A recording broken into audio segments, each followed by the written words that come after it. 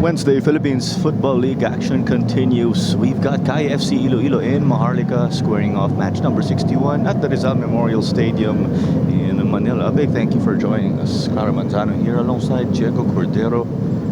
And we are coming off that slight break right here. When we refer to the PFL as a whole, how do you expect these teams to get up and running in this match?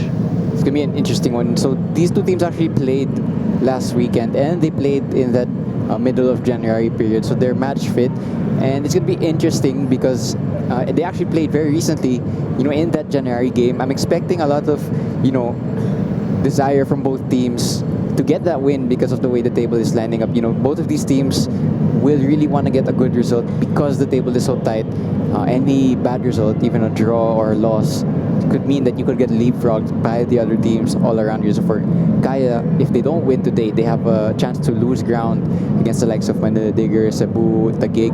And the same for Maharlika. If they don't get the win today, and they've already had 2 losses on the bounce, they'll lose ground on Aguilas and Stallions. So there's a lot of incentive for both of these teams to get 3 points this afternoon. So essentially, it's A-OK already because they got to shake off that rust from that one game. As we look at the standings, it's the top 6 again who will make it to the championship round. And it's been looking good, we could say, for the top 7 when it comes to that race to make it up there. Tuloy FC, you could say, also in the running given the recent results.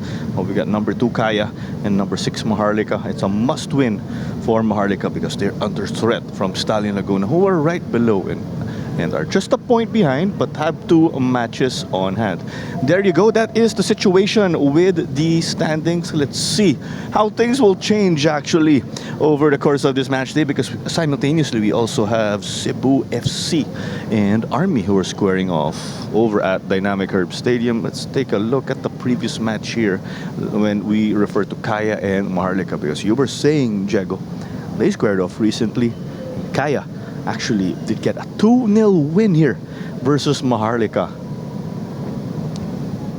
Yeah, actually, I wasn't commentating this game, but I was in the stands. And what really struck me from this match was it was a quite even match for the first first part of the first half. Both teams were scoreless, but then eventually, 2 mistakes actually from Maharlika gave Kaya the advantage, and once they went 2-0 up, there was only going to be one winner in this match. It's actually a similar story for Maharlika in their match against Taguig last weekend. They played well, but in the crucial moment they fell asleep. They don't want to repeat that against Kaya, who are coming off this win and a really good win against Don Bosco last weekend. So form-wise, one would favor Kaya, but again, as evidenced by previous matches from Maharlika this season, they can be a bit of a problem for the bigger sides. Yes, that was a 2-0 result. As we mentioned, Mike Ott and Martini Ray came away as the goal scorers, and that game was played approximately a month ago. That was the opening goal. And interesting actually, because Kaya took advantage of Maharlika napping in that spell, because the goal of Martini was in the 24th, the goal of Mike Ott was in the 26th, and then it was just a close one all throughout. Look at that goal in our Quad Vision replay, brought to you by Upstream Sports TV. And it is essential for Maharlika to get a result here if they want to get some sense of comfort in the situation in the standings. But for Kaya, you could say they are punching there and at the top of the standings. Let's take a look at the lineup, Diego, of Coach Yu Hoshide. Yeah, a lot of usual suspects, but there is an obvious missing name there. It's Kaishu Yamazaki, who's not even in the whole squad itself this afternoon. But nevertheless, we have quality players there and thereabout. Starting from the back, you already have Dator returning, but you also have new signings in the 2 center backs for Kaya. But then you also have that wonderful debutant, Julius Mierbach, who's going to start once again as the striker for Kaya. Tougher test today, but I think all eyes, or a lot of eyes rather, not all eyes, will be on the new signing, the new center back, Pathy Malunban Soko, who will be making his first start for Kaya this afternoon. He already played against Don Bosco because of an unfortunate injury to Casambre, but he did look good in that game. Actually comes from the transfer window, so Kaya were productive in that period. And based on my research, he's come from a very, very high level of football. So he's played in Europe, even played in the third division of Italy at one point. So that's how high he's reached in his career. Me and Kaya for this season, and exciting to see what he can do for this match against a better opponent, with all due respect to last week's win over Don Bosco Garelli. There you go. That's the situation for Kaya FC Iloilo. And you were highlighting, of course, the player to look out for in Pati Maluman Soko. Reinforcements at the back and up front for Kaya FC. Let's take a 2-hour coach interview with the defending champs. It's a really tight schedule for us, but players are doing really well. So I hope we will win this game as well. So keep 100% with our team. Thank you.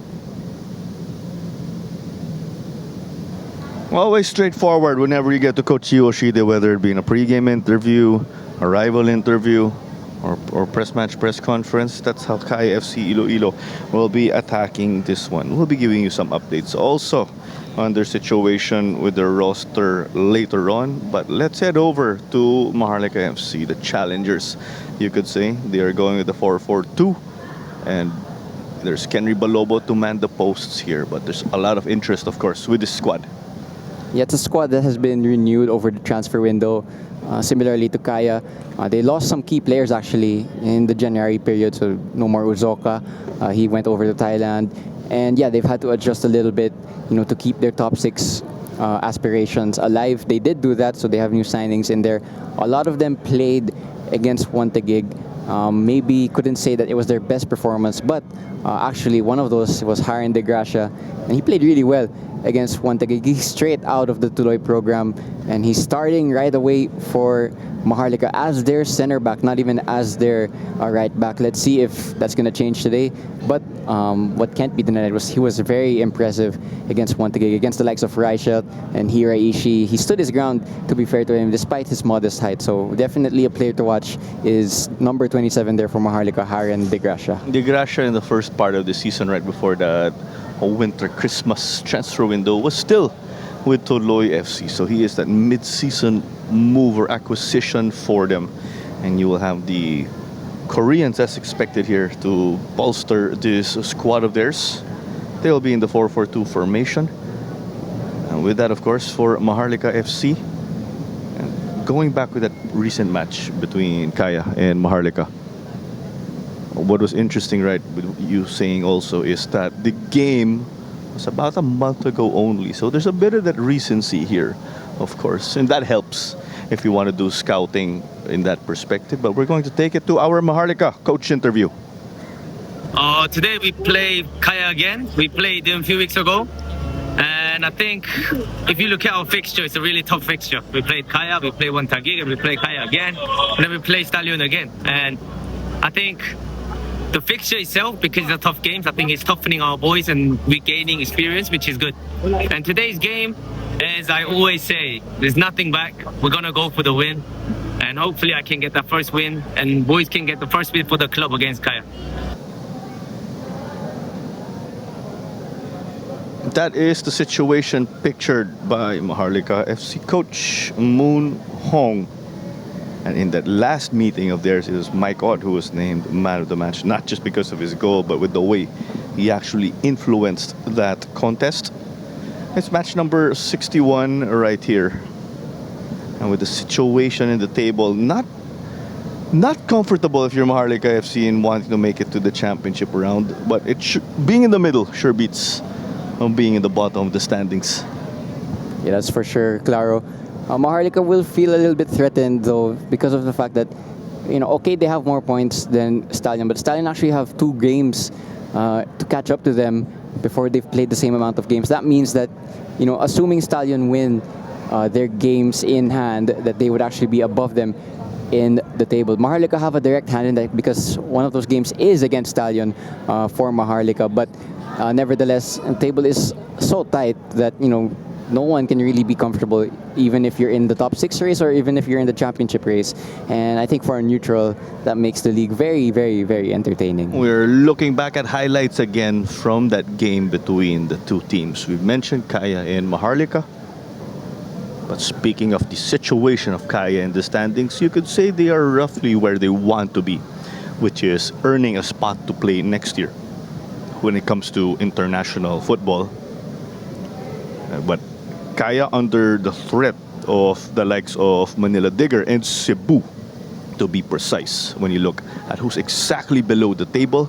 A win for Cebu in the simultaneous game again that is being played at Dynamic Herbst Stadium will continue to keep the Gentle Giants within striking distance. So pressure here is on Kaya to get the win. If Kaya actually do get the W in this match day, they will go to the top of the table over one Taguig. But Taguig will hold some matches on hand. Yeah, it means, no one can be comfortable. It means that any match they can actually, see teams leapfrogging each other. Could see you either gain a place or maybe even lose a place. That's how tight the table is. It also means that, this season, the way it's formatted, it's going to go down to the wire with the rate that we're going. And that's very entertaining for the neutral. Of course, we still have a lot of games to be played. We still have the whole round 2 and even a round 3 for anything to be, precisely changed. But at the way the league is currently going, teams have been beating each other that have also lost to each other. The only undefeated team is Manila Digger, but they're not at the top of the table. So there's a lot of interesting, permutations as for the title race and even the top 6 race. And it just means that, the script, no one really knows how it's going to end. With that, actually, you mentioning the format of the tournament. So whoever makes the top 6 will make it to the championship round, as we know, but results will carry over. So the higher you finish, you will hold that advantage heading into that final round. Because in the championship round, the top 6, whoever that may be, will square off against each other in a single round robin. So that's where it really, really matters, of course. And it's perfect to get a head start in that situation. Match number 61 is up and coming right here at the Rizal Memorial Stadium. In your 2025-2026 Philippines Football League season, we'll catch you in a bit. We are just awaiting our players to take it to the pitch in tune to the Philippines Football League anthem. Continue to stay with us.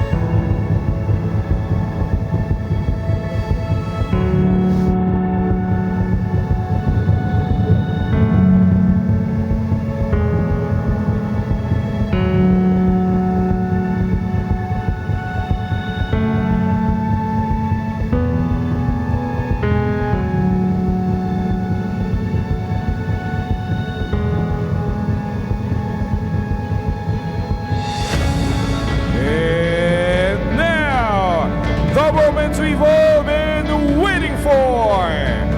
Let us welcome the teams of Kaya FC Iloilo and Maharlika FC.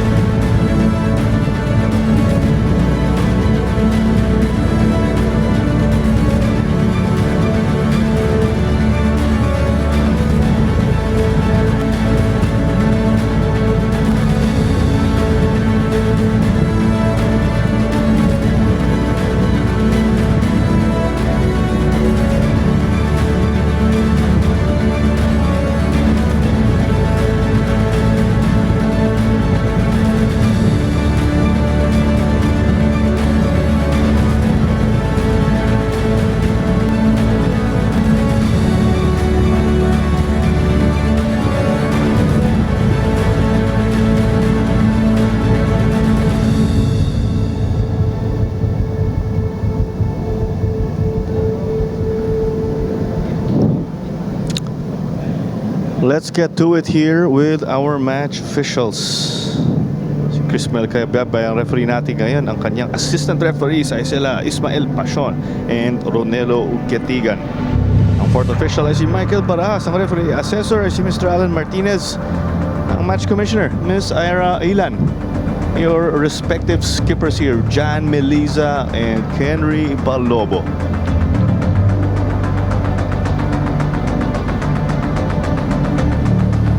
Closing in and kicking off this match. A light moment here between our officiating crew and our team captains.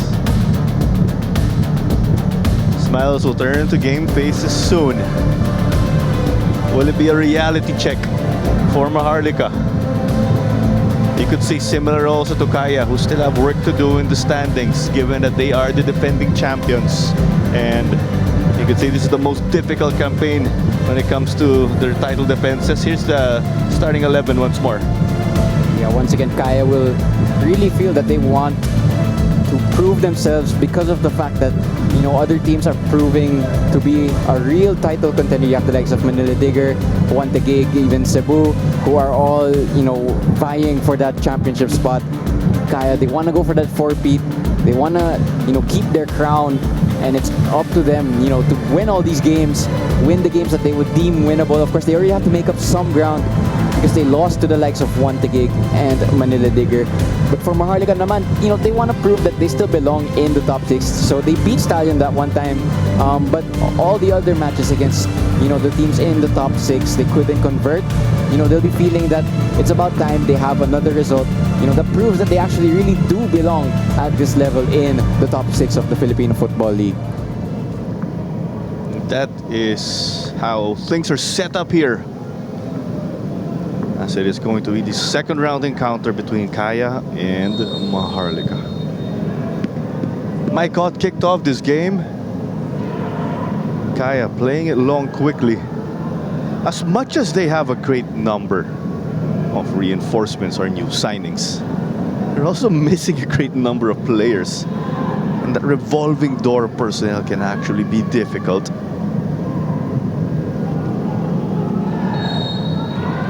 Here's an early foul that will go the way of the defending champions. Kaya in all black, Maharlika in pink and white. When Maharlika played against Juan Taguig, they didn't make that good of a start. They actually conceded a lot of chances. In particular, in these types of scenarios, they can't make a similar start this evening. Otherwise, Kaya are a team that will most likely punish them from these scenarios. Former Kaya coach Bing Colina already in the stands. Again, he's now handling Aguilas UMAC. They will be playing later on versus Stallion Laguna. Only a minute in, and there's a chance now for Ott and Kaya. Balobo off his line. They need to clean up. Kaya want to pounce. Maharlika passed their first test in terms of a set piece to defend. It's actually not the tallest of, you know, defenses for Maharlika, and you see the likes of Toyota and Pathy for Kaya. They, you know, they're giants really, so they have to be careful, Maharlika, when they're defending and attacking set pieces, because a lot of height is on that Kaya team. You also have the likes of Mirbach in and around the penalty box, as we see. Is that foul throw? Yep.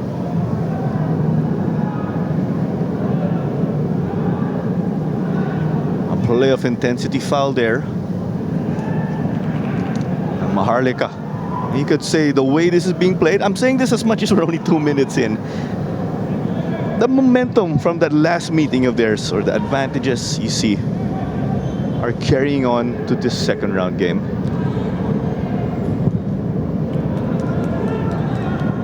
On to the left, this one heads out. Kim Jian had the intention of chasing it down, but there was also Mardiano's presence.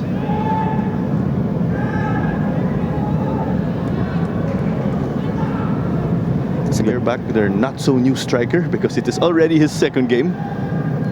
Yeah, just I was saying, Mirbach, he's gonna have his work cut out for him this afternoon, because he's up against, you know, Menzi, who's been one of the best center backs this season in the PFL. And in that first duel, it was actually Mike Menzi who got the better of the striker. Here's Data, who collected now and denied that Maharlika bid to get the ball inside. very interesting. Maharlika are going to keep that tactic they did against Kaya the first round, which was high press and going man-to-man. Off we go now inside the area. Almost 1-0 there. Balobo got the stop. Mike caught. Couldn't come to the rescue. Just as I was talking about Maharlika going high, pressing aggressively, they forget that, the danger with that is that you leave a lot of space behind you. And that means a player like Shuto Komaki, who is rapid, can run into that space. And Mirbach, he'll be feeling that he should have scored. That's a type of chance he did score against Don Bosco. And even Ott actually will feel that he should have at least got this on target. It's a bit of a warning sign already this early on for Maharlika. They can't concede too many of those types of scenarios. Otherwise, there's only going to be one winner of this match. Yes, it is early on, but you want to put things away ASAP. So you still got to be clinical with your chances, whether that's early in the game or not. It is also the battle of the Menzi brothers. There is Mike for Maharlika. There is Odi for Kaya. Once upon a time, they were also teammates together for Kaya FC. Eric Esso was trying to take on Park Gun-so. Yeah, Eric Esso has to prove himself a little bit because he didn't start against Don Bosco. So he didn't necessarily feel that, he's a starter in this team. But today he has been given that trust. It's up to him now to repay it. Coach Iwashida. We see another mistake there from Maharlika. Shuto Komaki is continuing his return from injury because he played that opening game of Kaya. That was last year, of course, or the first half of the season. Suffered a foot injury versus Aguilas. We did not see him for the rest of the calendar year. He did not play a single AFC Champions League 2 game. In that game of Kaya last time around, marked his return. It was a 6-0 win for the defending champions over Garelli last February 7, right here at the same venue, the Rizal Memorial Stadium. Komaki, he's such a problem for opposite defenders because, as well as you can play, Komaki has the ability to just pull out a moment of genius, either with his skill or with his pace, and it's a really problem for opposite fullbacks to deal with. Here's an attack that Mardiano stops. Denied Kim Jin-yon. There's Korean influence in Maharlika.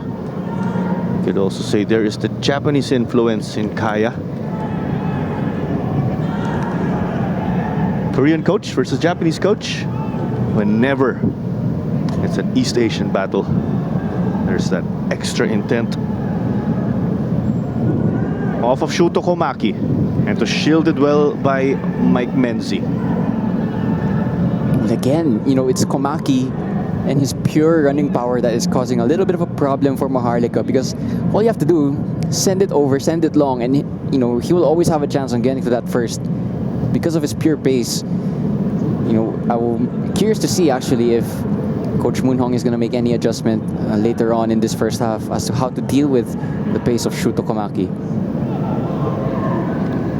One here at the back by Toyota, and yes indeed, Maharlika are actually playing Kaylan McLeod in an attacking position. We say this because oftentimes he is played at the back. That's an interesting one. Just looking at McLeod now, he's glued to Eric S. So this is something Maharlika do against opposition teams. If you recall, when they played against Stallion, they had players glued to Schrock. Last week they tried to do it as well against Schrock once again, although he ended up scoring. But it's a tactic that they want to improve upon, but they show some promise in. It looks like McLeod is going to be in that position just so he can break up attacks and use up his physicality. Interesting to see what his role will be actually when Maharlika's going to have time to attack. I'm speculating that he has experience playing that position. But you often see moves like that pulled off in the UAAP level, where they put a defender up front, maybe as that in physical presence, as you said, or to be the target man. And with Shuto Komaki, he really filled in those shoes vacated, figuratively of course, by Daiso Horikoshi. Kaya still winning, of course, in spite of the departure of Daiso and Shuto Komaki. just stepped up well. Not just him, of course, but everyone else. Hit out to the right wing by Kim Jin-yeon. He was playing in the center. They'll cross this one in. That cross was courtesy of Ferrer. There is the diving header from Eric Eso. A little more evident than the usual subtle Eric Eso who gets the job done without necessarily screaming. Referee says, get up here. No penalty. Clear and good. Shuto Komaki gets to dribble through. Eventually there is the whistle that he was asking for. He stopped before the whistle. Oftentimes you hear play to the whistle.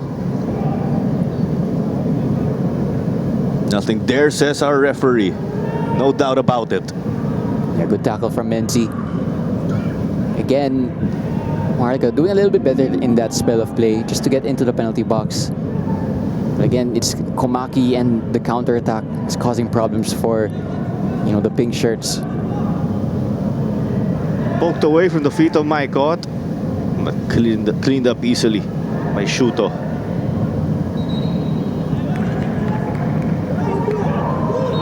Throw-in was taken quickly, but the other ball is still on the pitch.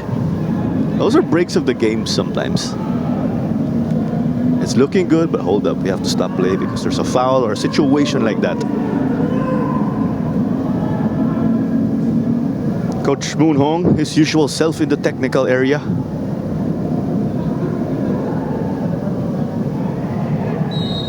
Very interesting because as much as our coaches are from neighboring countries, Coach Moon Hong is the outgoing type.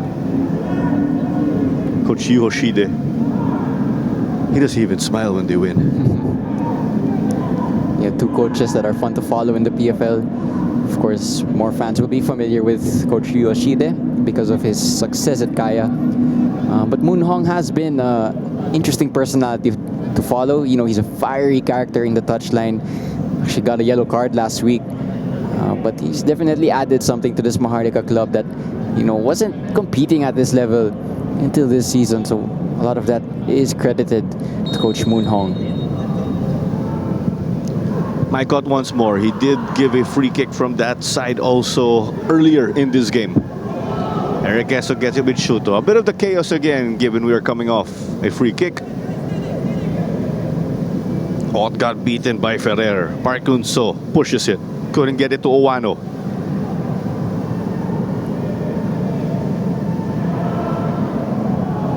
And the reason with Eric Eso, as we know, having to be a bit more loud figuratively in this game is because there's no Kaishu Yamazaki to bolster things in midfield or at the back. Yamazaki is listed as not playing, along with the likes of Arboleda, Casambre, Cortez, Baten, Cisse. Yeah, they're actually losing a lot of depth at the moment, Kaya, for this match. Whether it's down to injury or something else, we won't know fully. But for this match, they don't have much options on the bench either. So I count one goalkeeper and 5 subs. A lot of them attacking subs. So a little bit concerned actually for Kaya if they're forced into a change. 6 subs only on the bench of Kaya.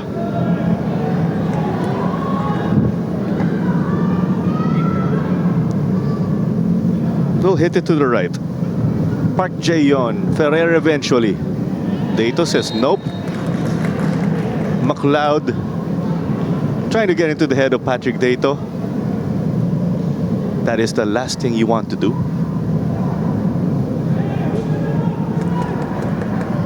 Try to imagine these players were mic'd up.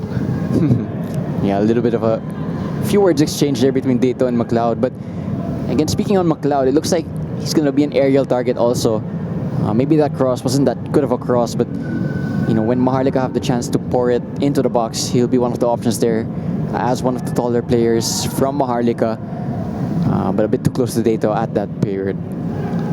But going back to what we were talking about with the subs of Kaya, just Jason Pepito on the bench. Well, here comes Kaya. Meliza appeared to mishit that, I think. Did not get the ideal contact on the ball. He received that one from Mirbach. Yeah, I think if Melisa gets a better contact on that. It's a very good shooting position actually. Maharlika a bit lucky that he mishit it. But Jan, he's not the type of player to make many of those errors.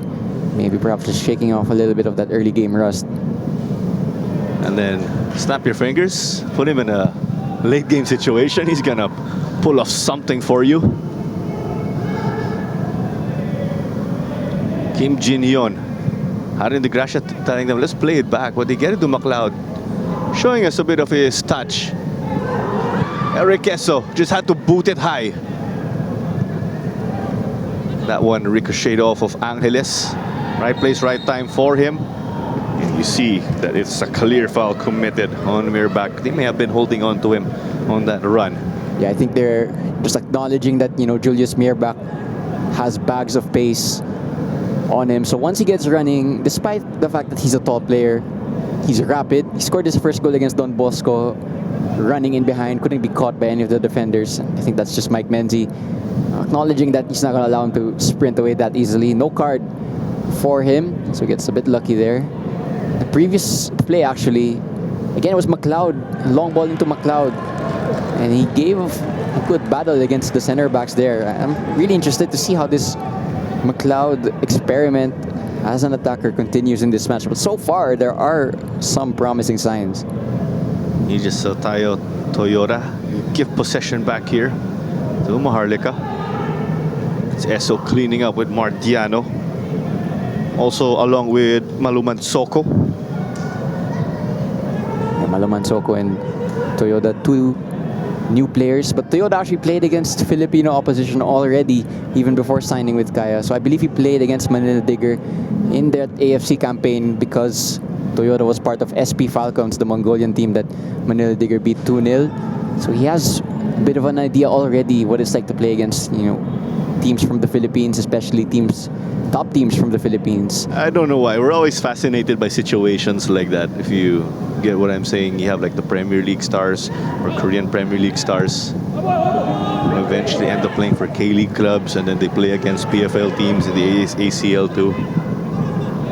Moments like those.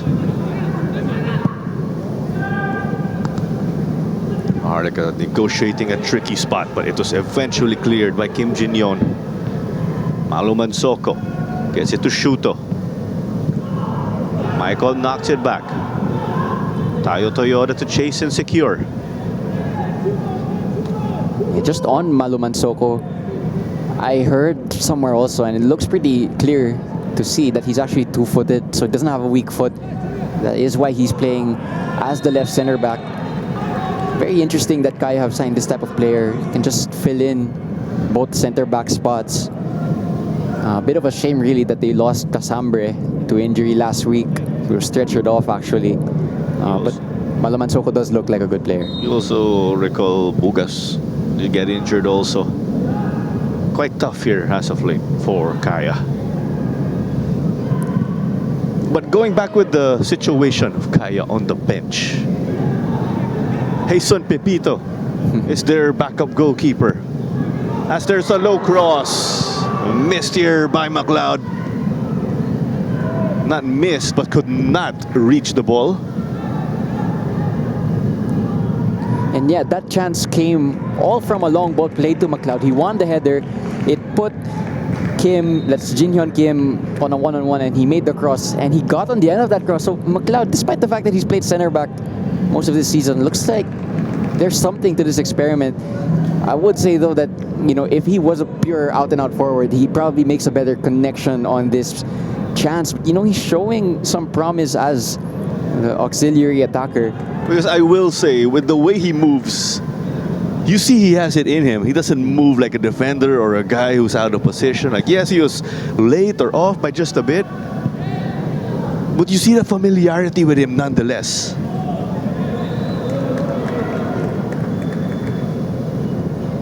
McLeod as well. Interesting. He's not listed as one of the foreigners on this Maharlika team. So that means that there is some Filipino descent in there. Yes, Filipino. Not sure which side, but it's there nonetheless. Commits a foul there though, it looks like.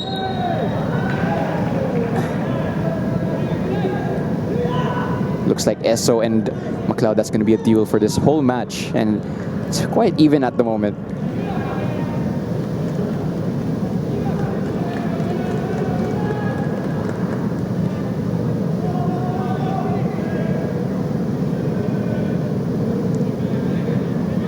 "18 minutes done and dusted already. We're glad to have you with us. Also give us a follow on TikTok _WeArePFL_. You're catching this game on the Facebook and YouTube pages of the Philippines Football League. Do like, share, and subscribe. These are moments built for Jan Meliza. Oh, not this instance. Shuto Komaki sends that out and about. Another good example there of set-piece defending from Maharlika. And yeah, Komaki was forced into a shot that's not that favorable for him. Interesting here that Maharlika are going to do what they did against Montague last week. So they're going to play out from a goal kick. And what they're going to do actually is going to give it to the goalkeeper and they're going to lure out the pressure of Kaya. This is what they did against Montague. And they're doing it once again against Kaya. It's a style of play that takes a lot of practice on the training ground. But, you know, this team has been together for some time now. So it's clear to see that there's a style that Coach Moon Hong is trying to implement. Because effectively, it opens up the back a bit because the players are all moving forward.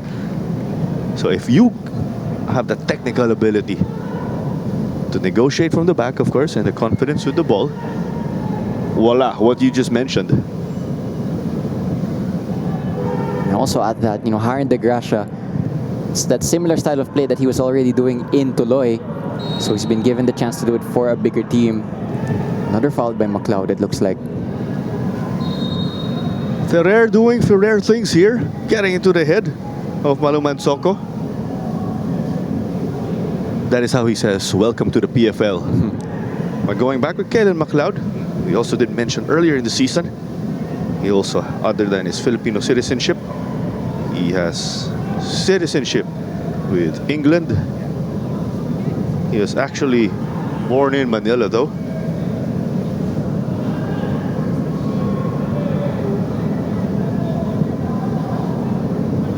They boot this long. Yano couldn't really get the ideal intention because he was dealing or dueling with Kim Jin Yon. Physical here between Meliza and Kim Jian. It looked like a clear foul.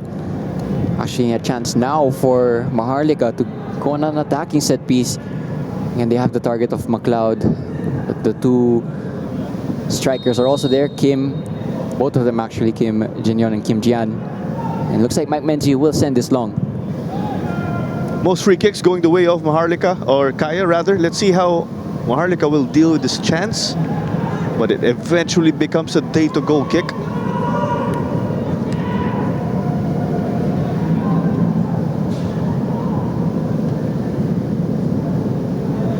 "21 minutes done and dusted already. We are still goalless." I do wonder also if it will become a factor in this game that, okay, both of these teams played last Saturday. You know, they played 90 minutes. But actually, Maharlika's game nearly went on to 100 minutes.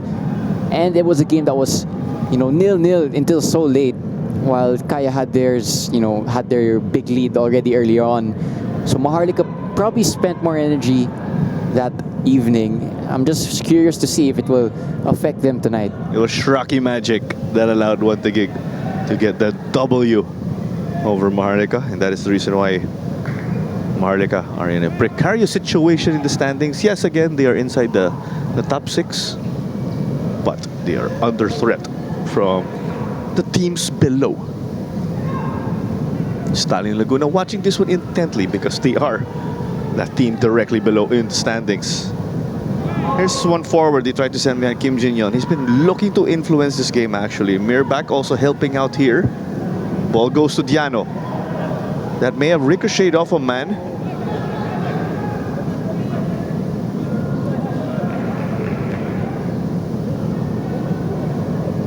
Yeah, Mirbach hasn't been all that involved so far in these 22 minutes. But, I mean, a sign of a good striker is that, you know, they don't have to be too involved in a match, but once they get one opportunity, they're able to take it clinically.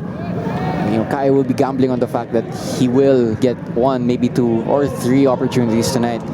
You'd imagine you'd rely on him to convert at least one. And we've been mentioning the recency of that last matchup between Kaya and Maharlika, but the thing here is that personnel in particular, for not just Kaya but even Maharlika, did change. So it's not essentially like for like, same players from the last game.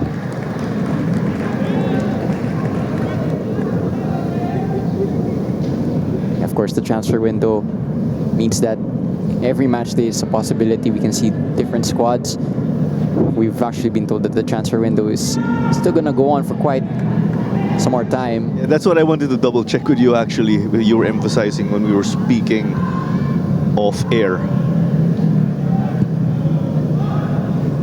Data will send it back.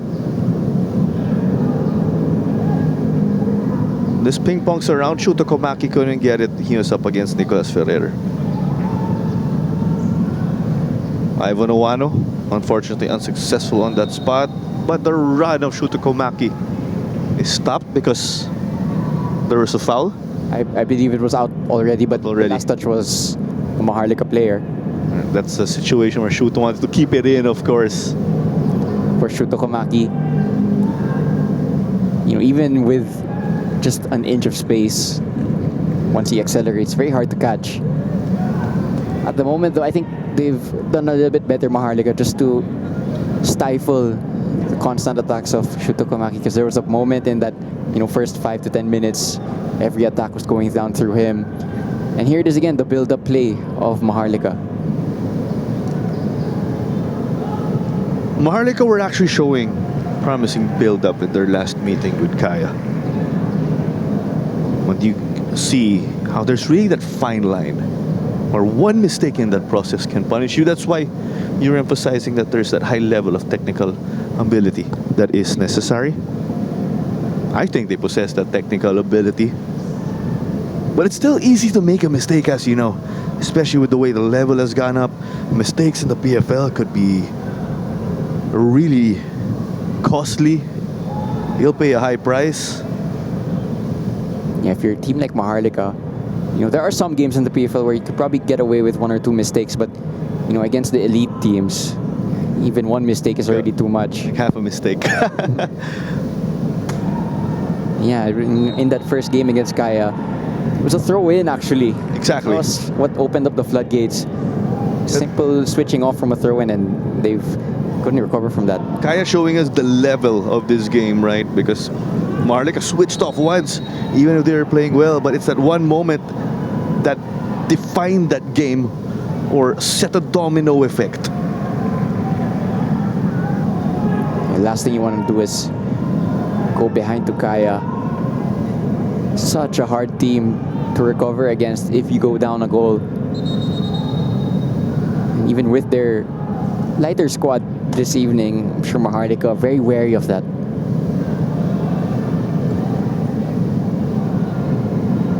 "26 minutes, done and dusted here."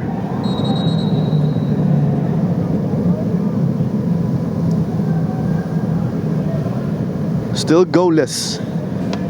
If I recall, Jago, more of dangerous chances, not essentially shots put on target. I struggle to really recall if either goalkeeper has had to make any good save so far. I don't think so. So, neither side really just taking full control of this match yet and really testing the opposite goalkeeper. And earlier today, you did see a masterclass from Manila Digger. They did put in a hefty number of goals versus Valenzuela, PB Menjola. 12-0. That actually ties the second biggest winning margin in this season of PFL. Yeah, and a lot of eyes will have been on that game from Kaya. They'll also have eyes on the current Cebu game, which is still ongoing, but at the moment, Cebu are winning that game 6-1 against Philippine Army at their home stadium. For those of you who are still not aware, great atmosphere it looks like. And Cebu are going to make another step. I can vouch for that atmosphere over at Cebu.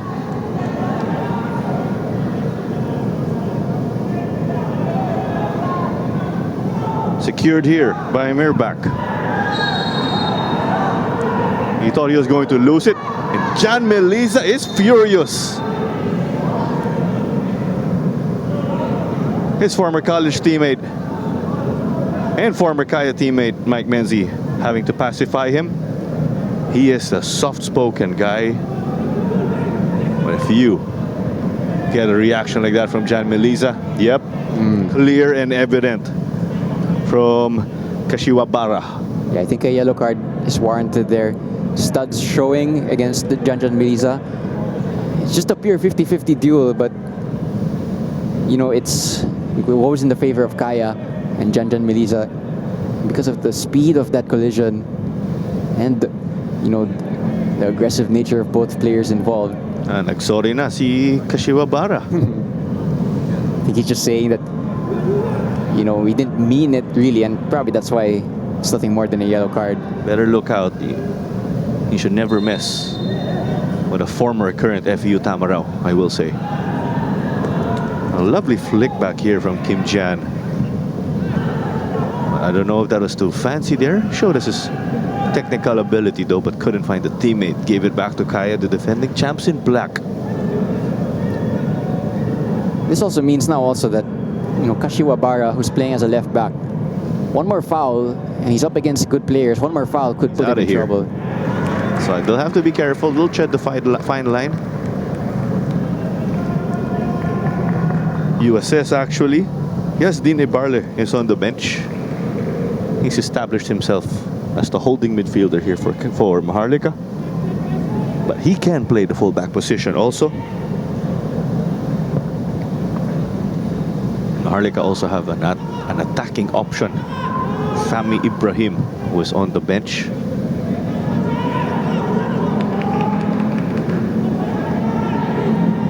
Maikot looks on. Gives us an in-swinger. Gets it to Balobo. Great volley here. But a better stop from Eric Queso. And there's the shove of Modi Menzie. We also mentioned there's the battle of the Menzie brothers. We will only see them when they're set pieces or free kicks. Melisa to Komaki. Read well by Ferrer and cleared off by Oano. Maharlika have just dropped slightly deeper these past 1 or 2 minutes. Gives Kaya a chance to control the game once again. Make that slow build-up play.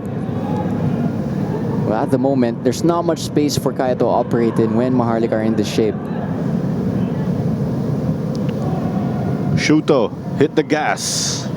Cut it back. Oh, defense got to clamp him down though. It was Kashiwabara. Oano, can he get it forward to MacLeod? That is the case. Surrounded by 3 players. And went to a brick wall named Pati Malumansoko. Good defensive shape there from Maharlika. You see when the players like Komaki or Ott are on the ball in their penalty box, the first thing to their mind is to swarm those players with quality. And you can see Ott was up against a 3-on-1.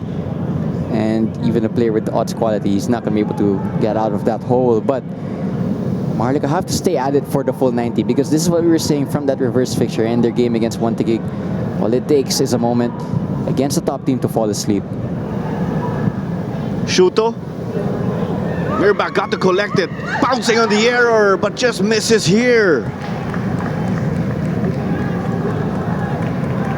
I think the saving grace from Maharlika here is that Mirabak was on his weak foot, not his right foot. Nevertheless, it was close, and again, they're going to get away with a warning. De Gracia played well against Wantigig, but not a moment to remember there.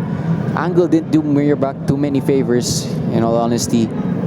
But you could see when he was lining up that shot, a lot of people were expecting that to go in. Balobo to resume this. Balobo was part of that loaded goalkeeper roster of Kaya years back. Became the outright #1 for Maharlika when he jumped ship. Also well known in his time, of course, back in the day with San Beda.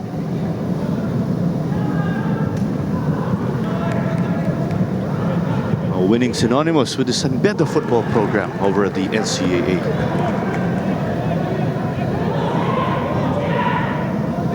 Throw and taken quickly. On-chested it. Got to evade one. Almost made it two. Mirbach collected. Shot is denied. And met by Balobo. Mirbach gets this either side of Kenry Balobo. It's probably a goal, but Balobo to be happy that it was right at him. Not a lot of space to generate a powerful shot. He had the 3-on-1 there against Mirbach. Still got the shot away, but straight at the goalkeeper. Again, it's a warning sign though. If you make a mistake, Julius Mirbach is gonna pounce rapidly.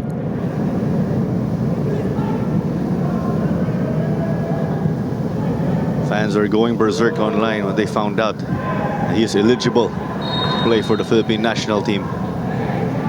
After all, that's what you want to do. You want to expand the pool of the national team constantly. Referee Chris Melkayabyab hearing none of it here in this situation, and we have pictured. A great dummy from Yunsu Park to open up that phase of play. Referee calling a foul against, I believe that was Eric Esso. Just a bit of a problem for Esso and Angeles is that when Mike Ott wants to press and Angeles wants to press, it just leaves Esso alone a little bit against the midfielders and attackers of Maharlika. Long ball here, looking promising. McLeod.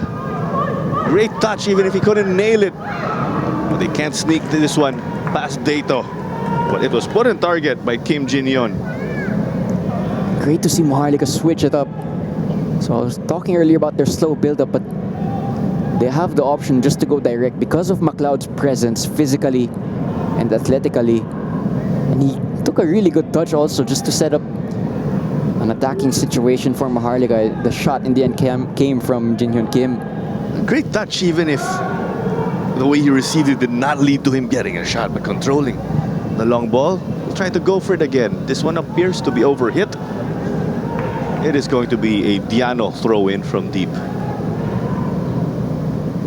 A good moment for Maharlika, that chance. Just gives them the chance now to build on something. Build on an attack maybe for the last 10 minutes of this first half. You know, both of these teams would absolutely love to go into the halftime break ahead. And if it's going to be a repeat of last time these two teams met, then the team that goes ahead first is going to go take all 3 points because of how tight the margins are in this match. Mike Ott has 9 goals and counting in this season. Babukar Ture tied him up because Ture himself bagged a hat-trick earlier in Diggers win versus Valenzuela PP Menjola. Let's also take a look at the assists category. Mike Ott also is at number 3 with 7 assists to his name. For Maharlika, there is Kim Jin-hyun, who has 4. He is just, or he is in that 6-way tie more or less for number 7. So he's in joint 7th place when it comes to assists. There's also Kang Bum Sok with 3 so far in this season. Let's talk about clean sheets. A bulk of Kaya's clean sheets were bagged with Freddy Cortez manning the posts. Patrick Dato has 2 already. He did make his return in the midst of the season when you refer to Patrick Dato, right before the Christmas holiday break. Absolutely massive that he's back in for Kaya. Counter-attack time we go. All he got is to shoot to Komaki. Opted to cut inside. Eventually hits it wide. Couldn't play to Mike Ott again. He is marked because of the statistics that we mentioned earlier.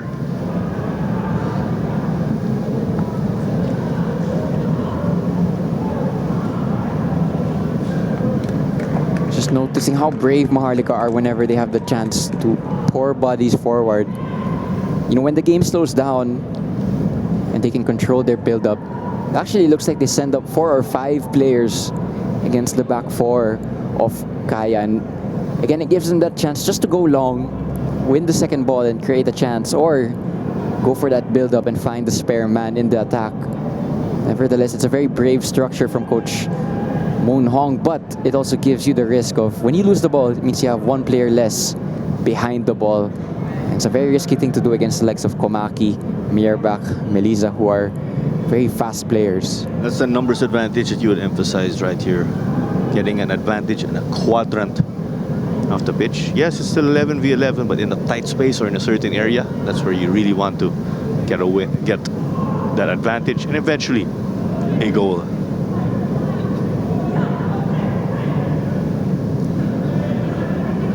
A bit loose from Kashiwabara, but it's still with them, of course.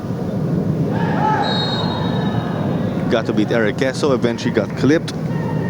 It's a free kick it's a free kick won by Park Yun-soo. Again, a good chance for Maharlika to do something. Would be a very ideal time to create a goal scoring opportunity and take it. Halftime just around the corner. Again, the midfield duel is so fascinating because you have so many quality players in there. This time it's Esso who's taken advantage of. Chance for Maharlika to send another long ball towards McLeod and their center backs, or do some of these set plays that they work up in the training ground. Park Jae-yeon gives the service. You could see it was towards the goal. Head tennis now and cleared by Maluman Soko to safety. 6 minutes remaining until additional time, and we will head to the halftime break.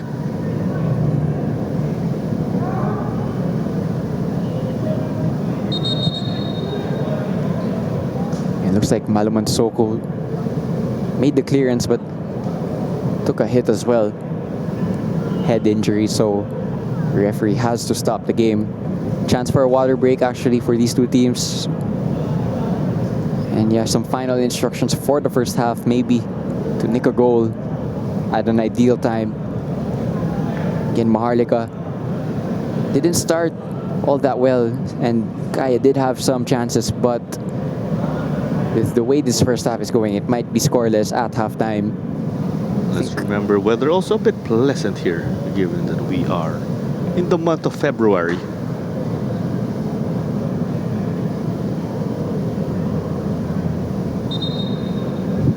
Right after this spell, or these few months of pleasant weather, things are going to literally heat up in the month of March.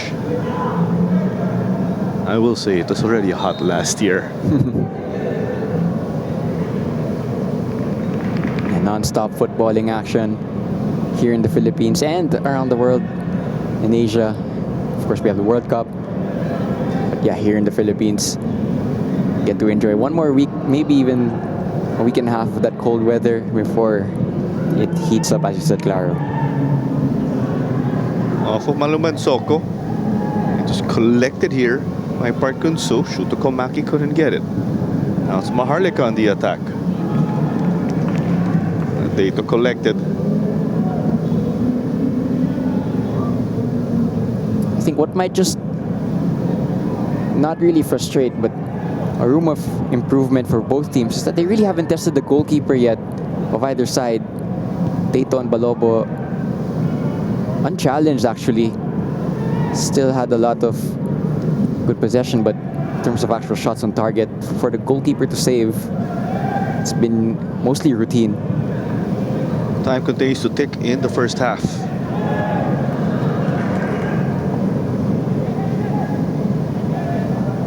Kim Jin-yeon played it back to Shivabara.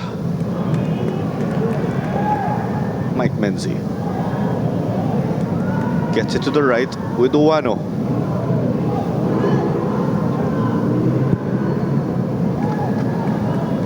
Very brave from Maharlika. Look at where Ferrer ends up in a striker's position, and no one really in that right back area, so Haring de Gracia is going to shift over against Mirbach. But again, that's the result of pouring a lot of bodies forward. Let's see if the risks do pay off for Maharlika. But I mean, yeah, you have to acknowledge that they do have some openings every here and then in this match against Kaya. Very different performance to how they performed against Kaya last time, because at this point they had already conceded, I believe, both goals. So it's an improvement on that mark. Goals were in the 24th and in the 26th. Martini Ray opened things in that game. Right after Martini got that goal, or So there was Maiko to score and double the lead 2 minutes later.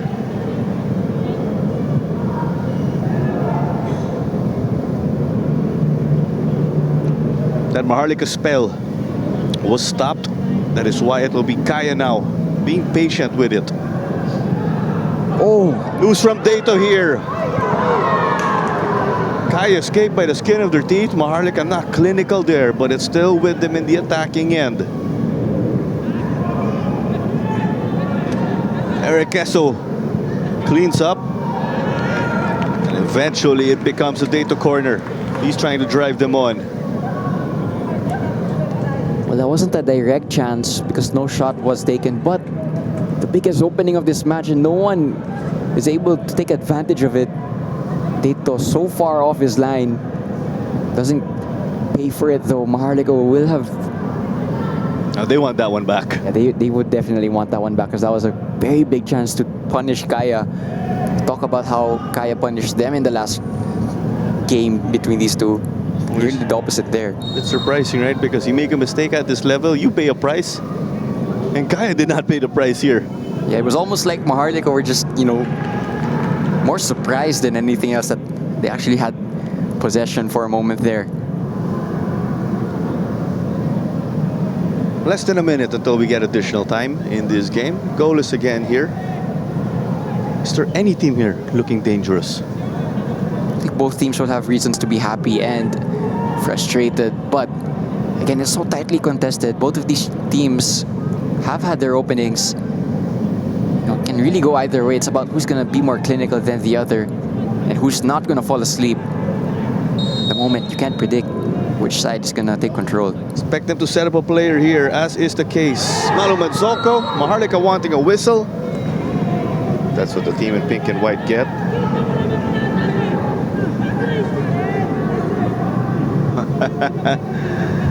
They already get the stop. Too close for comfort. That's why Palobo and Menzi, Mike to be precise, are furious. 3 minutes of additional time as confirmed. Well, if there was a moment for a sucker punch in this match to score a goal, these next 3 minutes would be it. Brilliant build-up play there. So Kaya hit the Jets and the flag is raised here for Maharlika. Kaya hit the Jets pressing. That's what we're talking about when the back opens up. Well, upon or when the ball was played, it was offside for Ferrer. Yeah, the right back, he made all the way up there. I thought he was a striker. You thought Kaya were on the verge of getting it also. Would have gone either way. Yeah, the high press from Kaya and then the play out from Maharlika. But I think what was interesting there was how fluid Maharlika looked. And it's the right back in a striker's position. Got a bit too excited though. And yeah, that's why he found himself offside. But that was a promising moment nonetheless. We've seen plenty from Kaya actually on the left wing, specifically because of Shuto Komaki.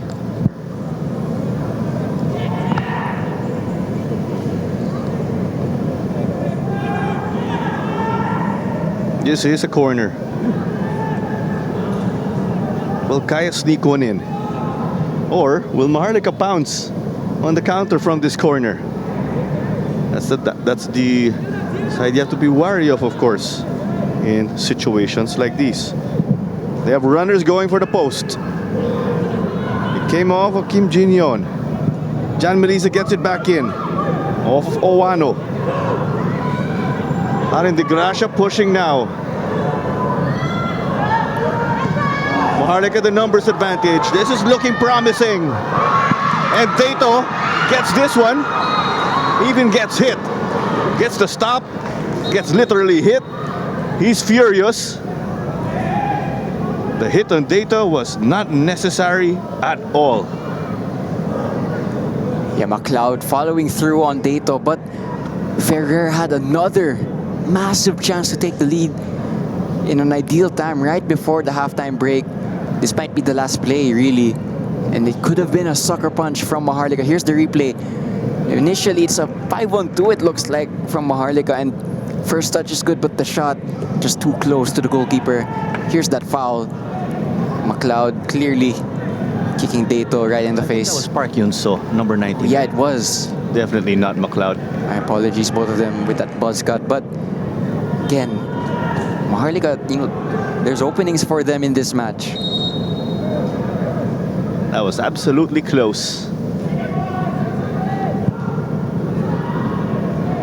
Looks like we'll still see a possession here, Diego. It will be a disaster for either defense if they concede here. But hey, if you're in the attacking perspective, you get a goal. Perfect. It's with Komaki playing narrow.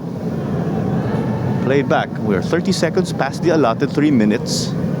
As they say in the announcement, it's a minimum of X minutes additional time with the updated protocol. By the way, here to end the first half between Kaya and Maharlika, we are goalless. Both teams had their fair share of chances. But we'll see you.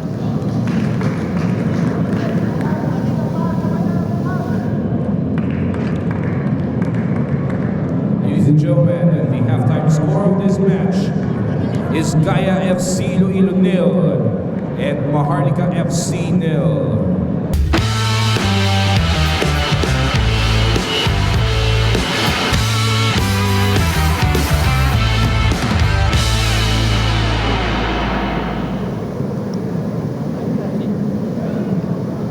Halftime at Rizal Memorial Stadium, and we are still unable to get a clear and distinct advantage here between our two teams, Kaya FC Iloilo and Maharlika.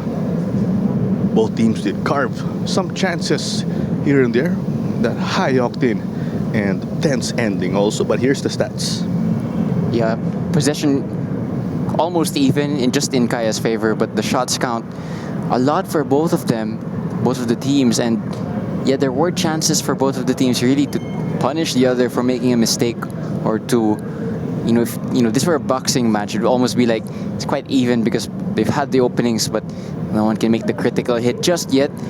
You do imagine though if both defenses continue to make mistakes here and there, that eventually one of the two sides are going to punish them. Last time it was Kaya who pounced on Maharlika, and last Saturday actually rather, it was Wantagig who pounced on Maharlika mistake, but it's been a different match this time around. So here were the earlier highlights. Chances for both teams. Interesting to see that the experiment of McLeod as a forward is almost paying off. He's continuing to cause problems for Kaya with nothing clinical just yet. Probably the best chance of the match was the counter-attack from Maharlika. Only 2 players back for Kaya and a lot forward for Maharlika. Great first touch from Ferrer, and he set himself up nice for the shot, but in the end it was just straight at Dato. Maybe he had too much time to think about that chance and couldn't take it on instinct. And that's been the first half, and that's why it's still scoreless. Thank you for joining us, of course, right here on the social media pages of the Philippines Football League. Also give us a follow _ we are PFL _ Kaya in black, Maharlika in pink and white. Looks like we're gonna have no substitutes from halftime, so it means that perhaps both coaches still gonna have faith in their original game plan that could change around the 60th minute or so, or earlier if something changes. As we always say, the first 15 minutes of the second half critical, because that will be their opportunity to make adjustments or re-establish themselves in the game. Yeah, again, both of these teams played last weekend. Maharlika in particular playing a really long, near 100-minute game against Wantagig, which was closely scored. It means that a bit of fitness could be a concern for both sides. Good 15-minute break now for either side to make a recovered start. I do imagine eventually though that subs will become a factor. I was actually surprised, to be honest, Clara, that there was none in halftime because of the schedule both of these teams have. Maharlika, in fact, had to play Stallion next, so that could be a problem. No whistle there. Former teammates going at it. Komaki tried to go for it, and I meant no whistle because it appeared that Melissa tripped on the ball while trying to go for it. No contact between Melissa and Mike Menzi.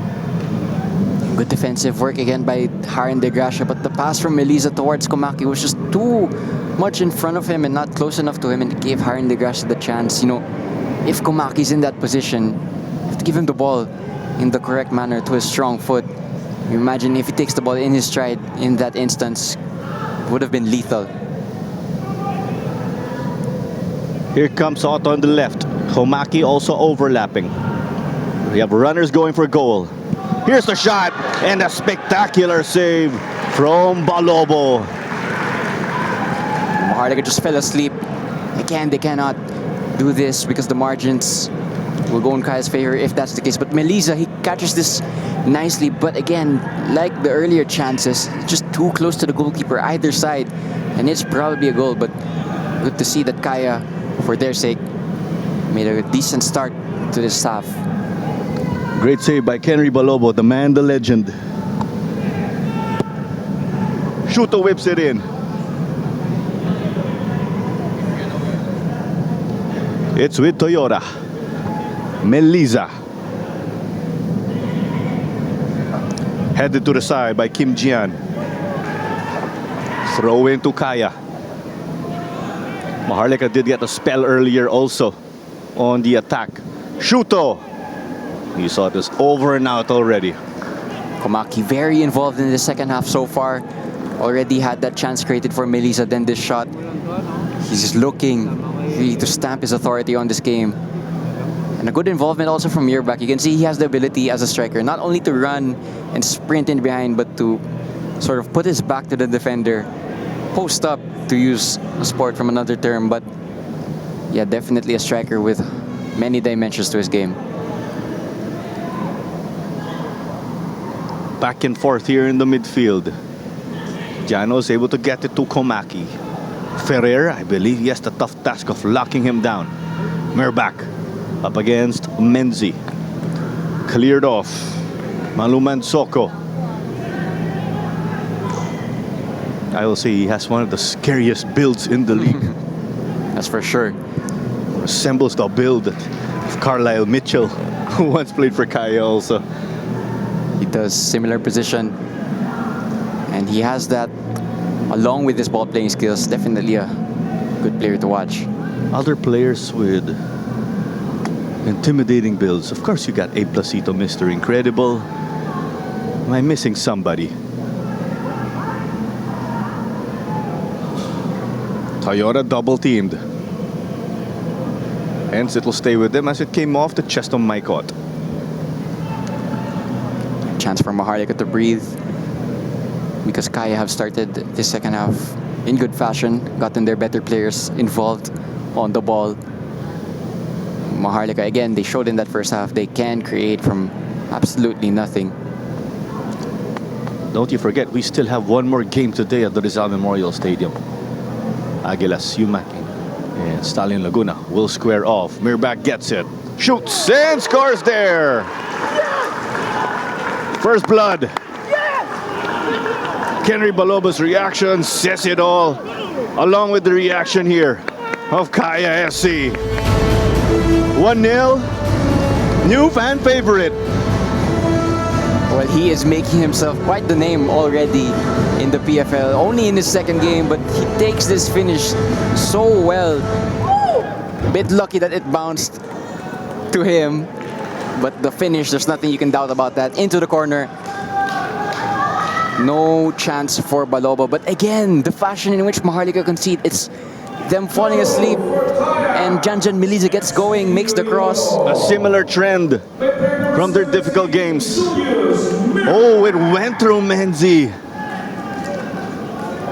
2 touches, sent it in.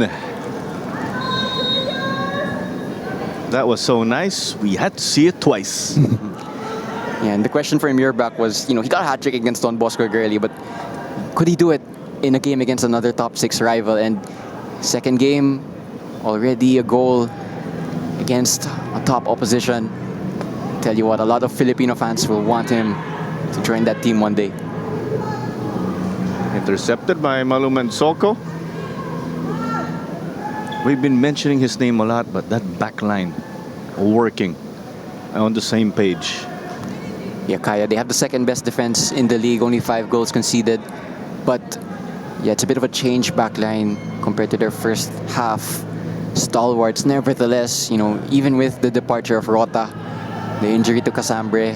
Yamazaki's injured as well today. They look solid as of now. Only 51 minutes. Still a lot of time for Maharlika to change that. Long ball over the top. Not enough to challenge the defense.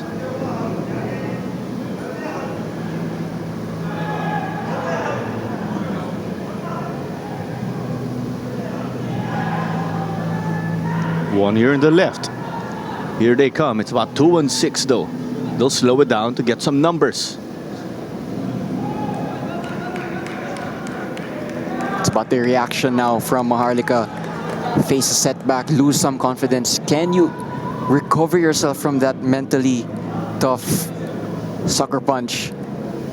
Because against a big team, it's such a hard thing to do. And they were already low on confidence from the fact that they've lost against Kai before, and they lost 2 games in a row.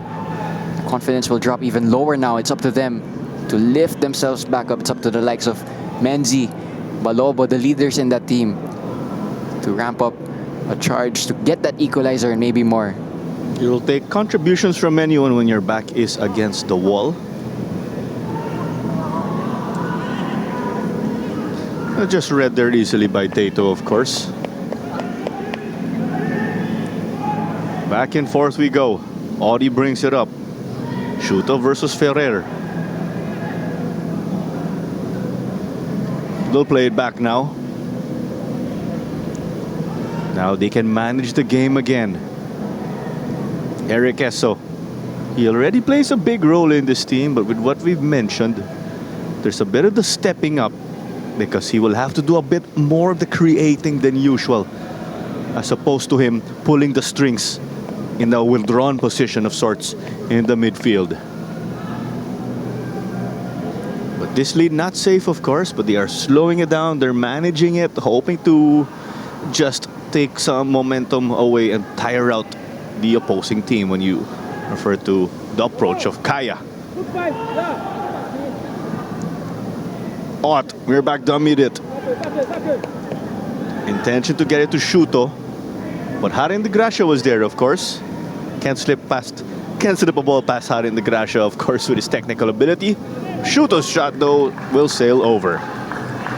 Good spell now for Kaya. Maharlika need to recover from this. I'm starting to wonder if Coach Moon Hong is thinking about substitutions. There are subs warming up for Maharlika, but you know, the scoreline means that Kaya are in the favorable position. Maharlika have to be careful when they're chasing the goal, not to leave too much space in behind for the counter. At the same time, Kaya have to manage this with game management. Looks like they're doing that at the moment. It's just a few mistakes here and there in the final third. Toyota gets this one. We'll take it from distance. But clearly off. Yeah, center back shot. But again, good defending from Toyota, and the same was done by Malaman Soko not too long ago. They're not afraid to step up, fight that duel against a midfielder or an attacker from Maharlika who drops. They're aggressive, they're front-footed, they look like really good signings for Kaya. Expect Jorel Aristorenas to be one of the players who will enter. There were 2 players warming up specifically in the warm-up area of Maharlika. 10 minutes in. Something happened, of course, in the first 15 of the second half. We were saying that's the critical time.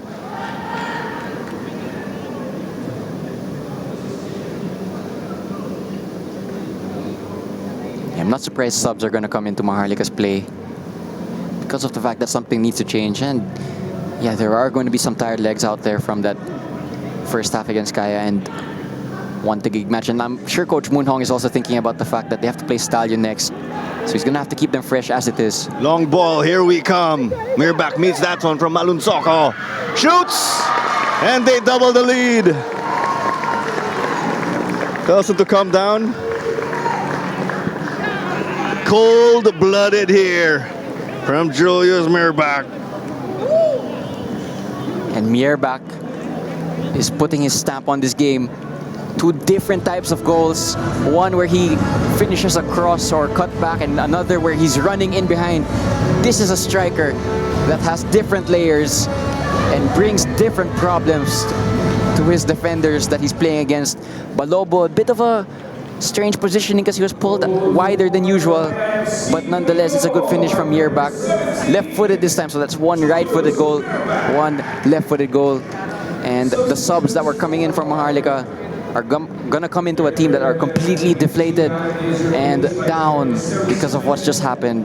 Kaya are in the driver's seat. We can only judge a player, of course, maybe after an entire tournament or so.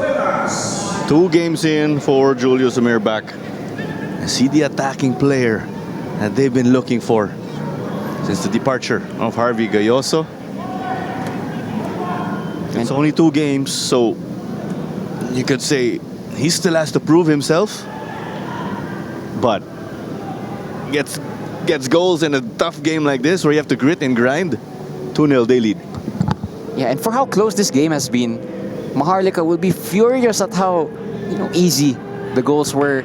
First one coming from a mistake. This one, it's just pace in behind the defense of Maharlika. Pure pace and power from Yerbach. Again, he is a tall striker, but he's also rapid. And because of the scoreline, it also means that he's going to have even more space now to run into.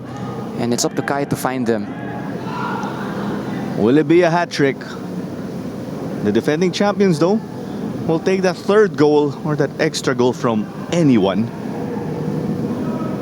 Maharlika will take a lifeline or a goal from anyone also, of course. And they desperately need. And at the moment, it looks like Maharlika and Kai have played 11 times. This being the 11th. Kai have won all of those installments, and it looks like they're going to win this one also. Chance maybe yet again, though. Here comes Shuto. Got the curl. Can we read that, though? Kaya now with 48 goals scored in this season. They overtake Wantagig, but Wantagig have 2 games on hand.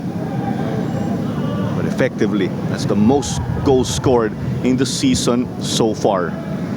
Kaya with 48, Wantagig with 47. Digger actually got up to 45 after scoring 12 or sending 12 past Valenzuela, PB Menjola.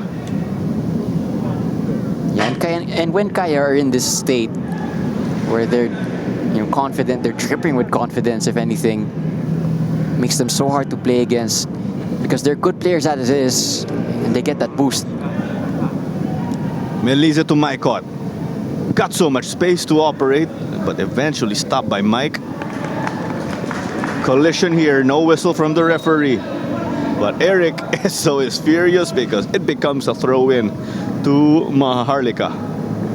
Yeah, Maharlika looks stretched now. The lines between the midfield, the defense, and the attack getting wider as the game goes on. There's actually a player down for Maharlika, and it's Menzi. Probably the last player you want to lose if you're Maharlika, but again, they need the lift from somewhere because they look so down and they look so dejected the way the second half has gone. They still have 20 minutes. Sorry, my math is not doing me justice. 40 minutes. 30 minutes. 30 minutes. Third time's a charm, but they still have 30 minutes, so there is some time. If there is a next goal in this match, it has to go to Maharlika if this match isn't done and dusted yet. Your mind deserves a break because you're on the verge of graduating from college. Of course, congratulations. Here comes Maikot now. You could say it's 2-on-3, 2-on-4. Mike threads it. Hat trick right here, Julius Mirbach. Pushes the cushion even more.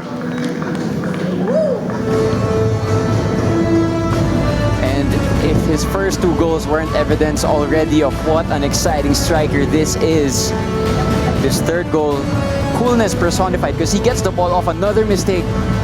I think it was Menzi who couldn't make the clearance.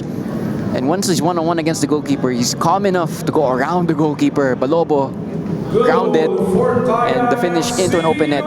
This striker is an exciting striker. Only 25 years old. And for those who still haven't heard, he has Filipino descent from Norway. Definitely a player and a name that will be familiar to PFL fans and maybe even Filipino football fans in general within the next few years. A hat-trick last game, his debut for Kaya FC. A hat-trick in his 2nd game. Julius Mirbach 3, Maharlika 0. Probably signed too late to join the Golden Boot race, but what a striker. Well, you never know in the PFL, of course. Plot twists here, plot twists there. Finn McDaniel actually did join his team Stallion mid-season. I mentioned his name because he is the top scorer in this league with 14. Desperation time now for Maharlika, the team in pink and white. Are they gonna get one? They shoot. And Patrick Dato says, don't you forget I'm here. Massive boost for Dato to be back to full fitness, or if he's not fully fit just yet because of that injury, he's very getting close now. Was out for a long time, but looked good tonight. Again, has countless appearances for the Philippines. Also have that Hyundai Cup coming up, so a lot of Filipinos on the pitch tonight will be thinking about playing their way into that squad. But at the moment, this game is it's all Kaya. Who are some of the Filipinos with no caps yet and have been excelling so far? Other than Mirbach, there's been Kenji Nishoka. Add one more name, or add a name to the list if anyone enters. Shuto Komaki slicing the defense.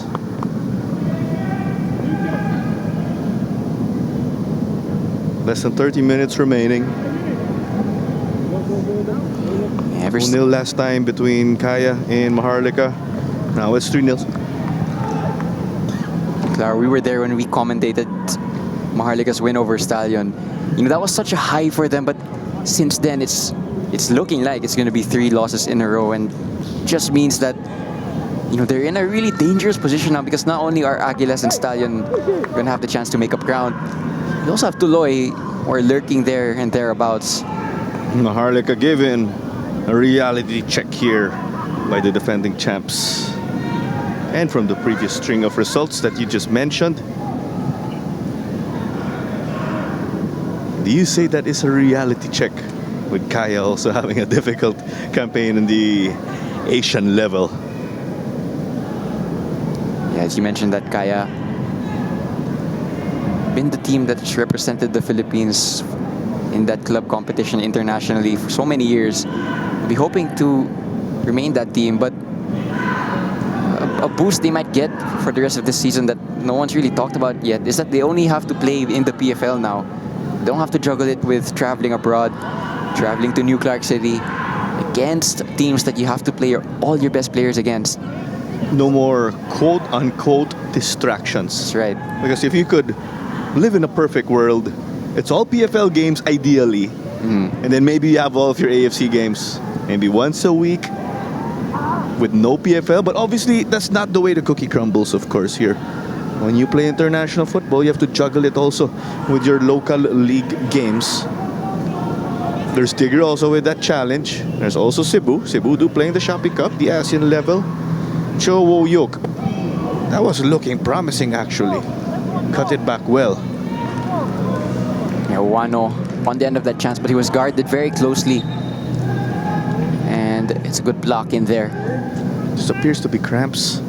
Only 65 minutes, though. Is this shock cramps? Well, you expect players to go the full 90, as we know.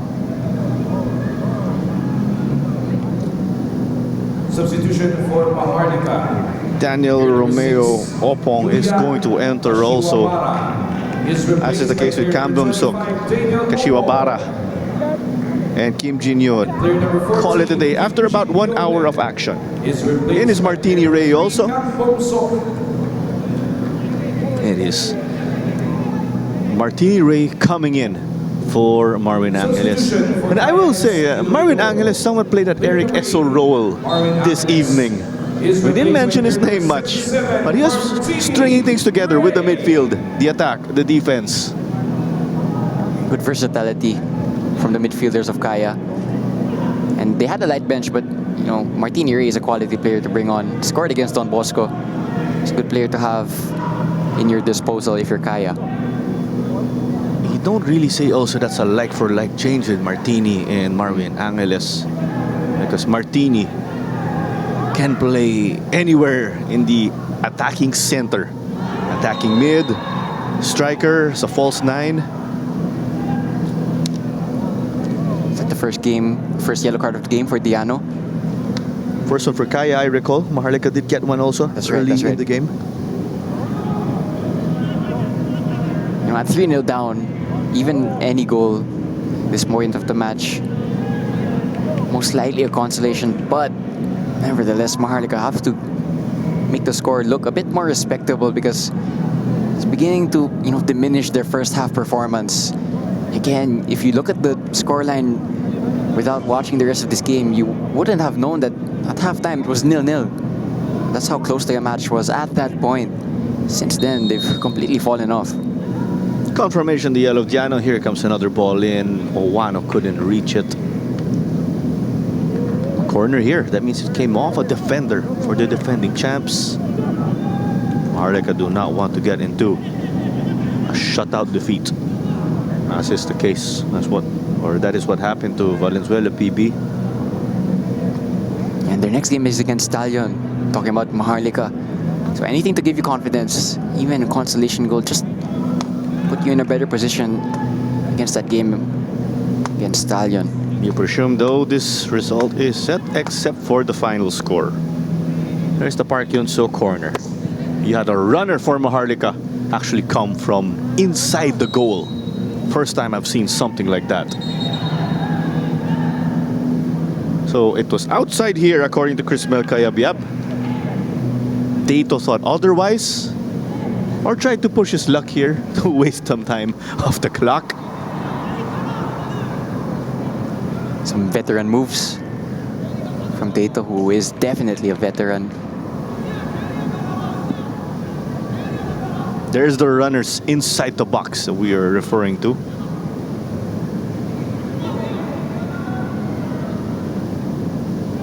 They play this one short to Park Jae-yeon. Across an outswinger now. They were able to get the stop with Toyoda. And offline. Yeah, Kaya are going to take every chance they get now to slow this game down. You can see Dato in no rush to take this goal kick. And the press from Maharlika is not as intense as it was in the opening half. See a little bit of slumped shoulders in that Maharlika team. They have to pick themselves up after this because, you know, that match against Stallion, they already proved is a winnable game. And, you know, if they're going to finish in the top 6, they have to beat the team in 7th, which are currently Stallion. And with this impending result, Kaya will provisionally top the table with 30 points in 12 games. One Taguig right below with 27 points, but only 10 games played. Kaya a goal away from scoring their 50th of the season. And to add to what you said, 5 goals conceded, second. Is that the second best defense in the league? That is correct. Shuto Komaki. My God, will he join the party here? Shuto flicked it. 20 minutes plus additional time remaining right here. You're catching this one on the social media pages of the Philippines Football League. You got Kaya and Black. They lead 3-0 thanks to the hat-trick of Julius Mirbach. From what I heard also, Mirbach, so we mentioned that he has Filipino descent, but whether or not he actually has a passport at this moment is unclear. We'll get that confirmation. But when I asked people who were close to Kaya, they're not sure just yet if, you know, it would reach a passport reclaim quite soon. But it is being worked on apparently by the Filipino mom of Julius Mirbach. Player number 10, Jan Beliza, is replaced by player number 13. Other Filipino Norwegians who did play in the PFL. We got Simon Lingbo. Add other names also. And we make the list longer if you add national team players, of course. And speaking about that, I found out recently that Mirbach was actually former teammates with Scott Woods when they were both in Norway. So there's a lot of Filipino footballing action in Scandinavia. This one rolls past the touchline.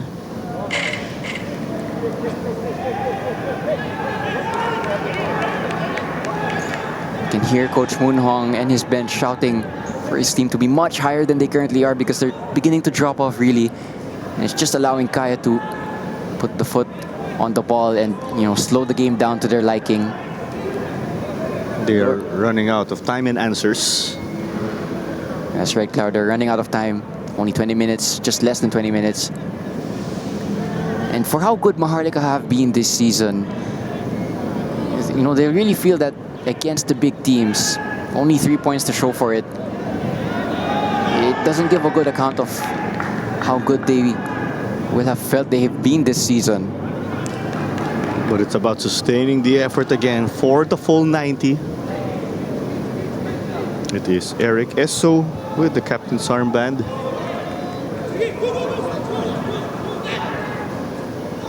Let's recall also Lucas Del Rosario. He'd come in also. And you see these Maharlika attacks, but they aren't really able to come up with these clear-cut chances. They have possession, but not quality.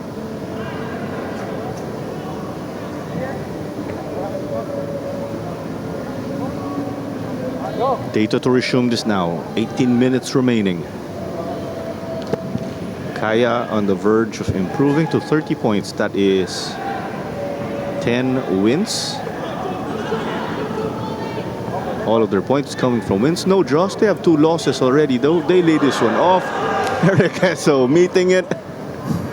If only we could get a picture of the frustration of Coach Moon Hong. You could actually hear him. He was shouting, why didn't he shoot it? Mirbach showing his capability to dribble. It's Ott now, almost joining the scoring party. That would have been the extra cherry on top. Great save from Balobo. Ott, Mirbach just combining in the tight space with their technical ability and the shot into the far corner. Actually, a very good save from Balobo, but at the moment, that save doesn't do anything much else. Give Kaya time to run down the clock a little bit more and potentially create a goal-scoring chance. Still 3-0 again, thanks to the hat-trick of Julius Mirbach. It was loose. He thought Lucas Del Rosario was going to meet it. They were calling for it for a cross, but these are the dangerous opportunities. Headed back here by Eric Esso. Esso doing well against his opposite, number 25. It's been a really good performance from Esso tonight. He didn't start against Don Bosco. Player like him, you'd imagine that he always wants to play. Yeah, he played well tonight. And an update, 10-2 is the score over at Dynamic Herb. Cebu winning that one over Army. Cebu hosting all their games. There's a chance for the community over there to support their team. I tell you what, when the big teams go to that stadium, it's going to be a great game to watch. That place is a fortress, I will say. And Cebu reclaimed 3rd spot now. Digger go back to 4th. That's just the movement that we've been talking about, because it's a triple header here today at the Rizal Memorial Stadium, and there's a game over at the Dynamic Herb Sports Stadium in Cebu City. So their stadium is actually in Cebu City, but when you cross the street, it becomes Talisay already. There's a confusion for a moment in time, actually. Oh, what a pass. Shuto keeping that one on the ground. Here comes Mirbach. Maikot there to support. 2-on-2 we go. 3-on-2 now, you could say. Thought he ran out of space, but Balobo got his glove to it. And Mirbach now appears to be shaken up a bit. Well, that is the confidence level of Mirbach at the moment. Takes a shot from an impossible angle. And even then, he had Balobo at full stretch. I do have to say though, Maharlika, another sub window used. They're starting to look like they're running on an empty gas tank. Wano now going off.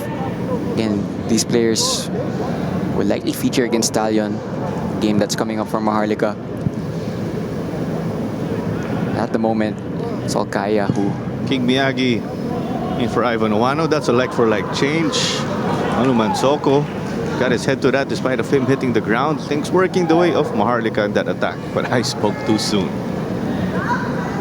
Talk about that neck strength from Manuman Soko. How can you even hit the head or hit that header from that angle? But actually, Maharlika, they had a chance here. It was 3-on-2 for a moment. There was that header from Manuman Soko. But again, this is the type of scenario Maharlika have to take more advantage of. And the cross, nowhere near its target, gives Kaya another chance to run the clock down. Unforced there. A mistake on their own. Or unable to put the ball in the designated area.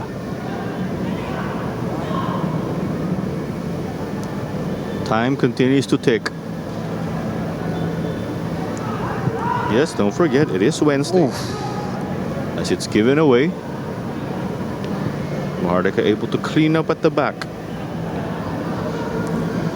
Let's look at our weekend games also here. But first and foremost, Tokomaki.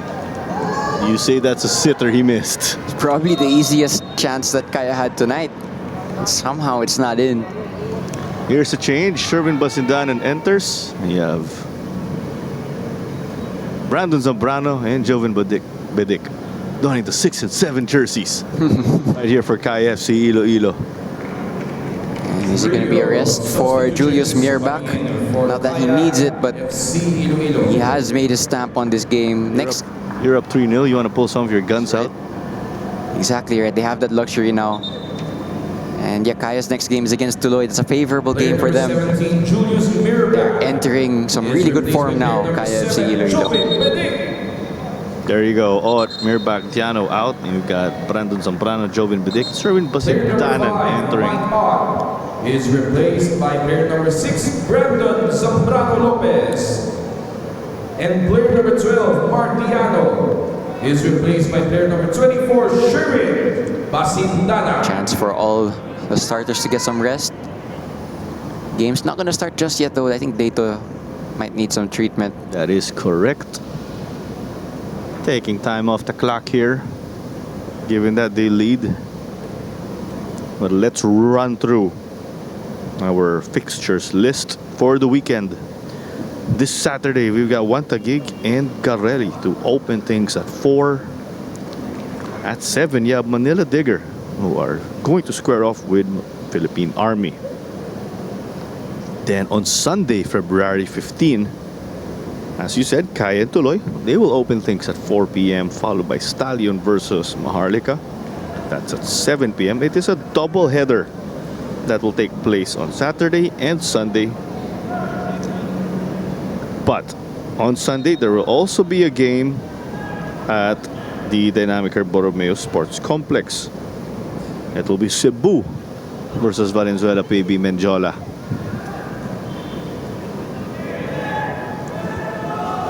Zambrano. Not sure if he can make this man there. Unlikely though if he cannot make a person like Karen Di Gracia.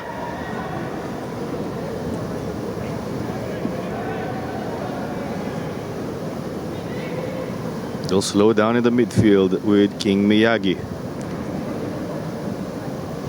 A 12-0 win earlier again for Manila Digger.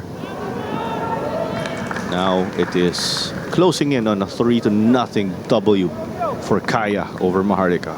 But continue to stay with us this evening. We have Aguilas and Stallion. And that would be a great game. That would be a heated game, especially because of how the last one went. Goalkeeper goal in the PFL for the first time. A lot of movement possibly within the table. Less than 10 minutes remaining now. They clogged the goalkeeper box. And the foul here that is called, it's against Daniel Lopong. Clean sheet nearly there for Kaya. So that would mean that in 2026, from 3 games, they're 10 minutes away from making it 3 clean sheets. Again, second best defense in the league for a reason. As they say, it ain't over till it's over. The trailing team will always lurk there in hopes of getting a consolation goal.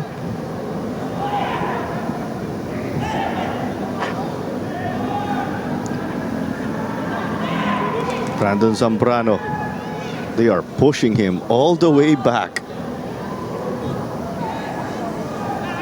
Aristorena poked it out. Maluman Zokodo, just a ball winner here. Yeah, tonight was a good test for Maluman Soko and Toyoda against a better opposition, and they've passed that test. Great distribution by Dato. He does not want to slow it down. He wants it forward. But Dick not in the same tune though as Martini Ray. Is that Martini Ray or Lucas Del Rosario? Sorry.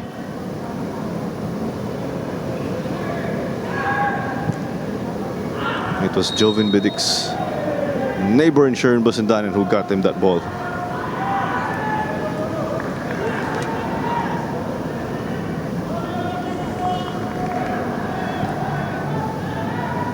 And this performance has really been a classic Kaya performance.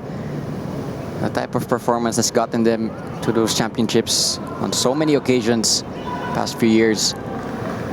You know, if they're a team that begins to really pick up a lot of pace for round 2 and round 3, you know, they're going to be an unstoppable force. Gunning for a three-peat.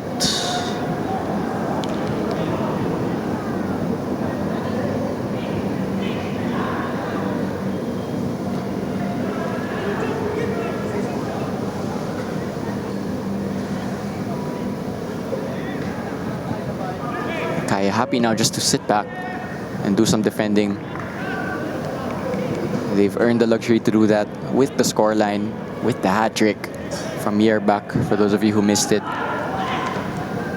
And what a player he is turning out to be, and what a signing he is turning out to be. He is on the bench.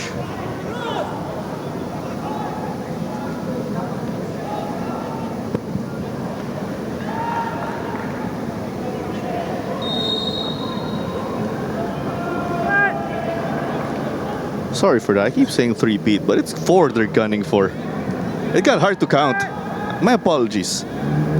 I mentioned it also last game, three-peat. Yeah, they have that 4-peat. It is 4. Look, I did remember something was off there with what I was saying. But that's how many titles they have now, just piling up. They're gunning for that 4-peat. Also got that last edition of the Copa.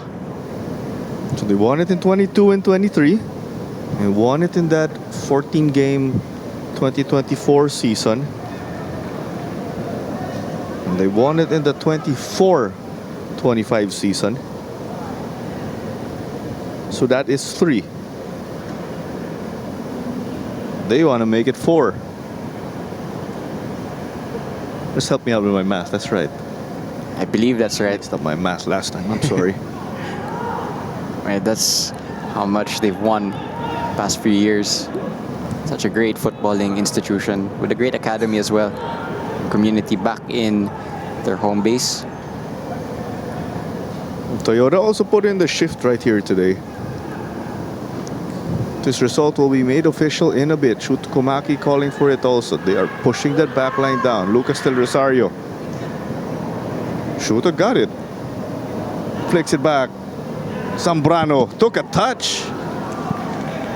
Gotta credit Menzi for the block. Nice fluid attacking there. Yeah, Maharlika just second best to every duel and challenge that they go into at the moment. It's allowing Kaya just to have fun. Really, that shot was traveling in. Good block from Menzi. And again, Kaya are not gonna rush to take this corner. Run a few more seconds down. It's been the perfect evening for Kaya. Let's talk about clean sheets also, but it's Milius Chupic of Wantagig who leads everyone in this tournament so far with 7. But assists also Mark Hartman of Wantagig with 12. Juan Galeano Trujillo has 10. Heading into this game, Mike Ott had 7.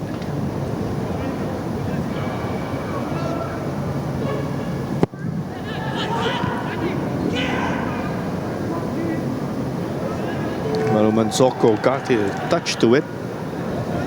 Would have liked to join the score sheet there.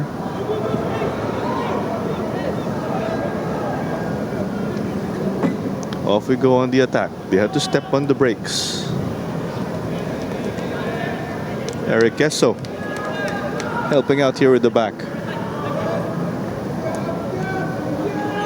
Eric Queso again, the focal point here in the midfield, but it's cheaply given away. Here they come. Kangbom Sok. Rattled off Brandon Zambrano. That's Eric Queso being that 6 for them. Lucas Del Rosario. Joven Badic is calling for it though over at the center. Just trying to blow by here. Physicality as we eventually get a whistle. When you figure in a physical matchup with Nicolas Ferrer, you are going to come in at second.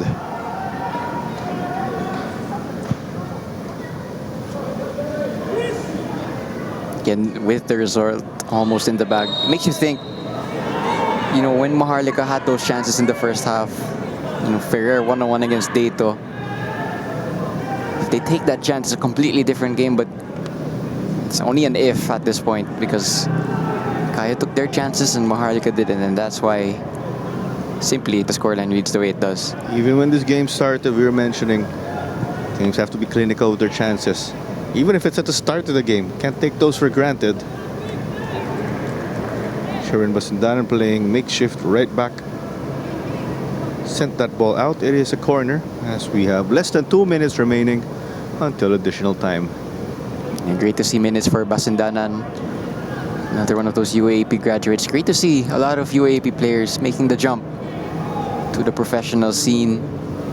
And it's a trend that hopefully continues.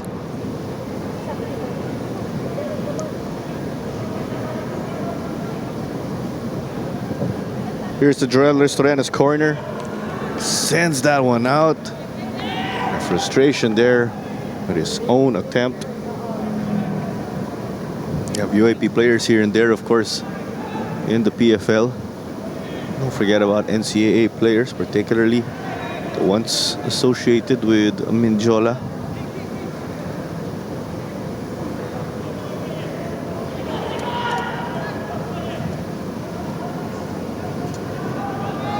Dato just taking a sweet time again, given the circumstances. Second game on this Wednesday triple header. A hat trick for Julius Mirbach again. Yeah, Mirbach will get all the plaudits, but it's been good performances for Kaya all around. Komaki especially has been a handful. You can see Shuto wants a goal for the road though to show for it. Here comes Joven Badic.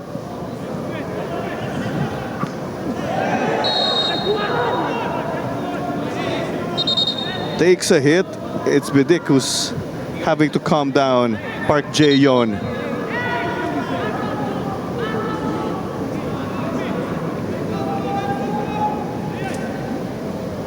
Let's take a look at this. Yeah, clear foul. I'm not sure what he's protesting about, but It was Badic who had to calm down Park Jae-yeon. probably sums up their night. Second best to that duel. There will be A number of plays did 5 minutes sum up their of time. Additional time. 5 minutes of additional time. It's Michael Barajas, fourth official, just confirmed to us. And we got the announcement from announcer David Umol. That ball was essentially goal bound at the near post. It's sent out by Kangbom Sok.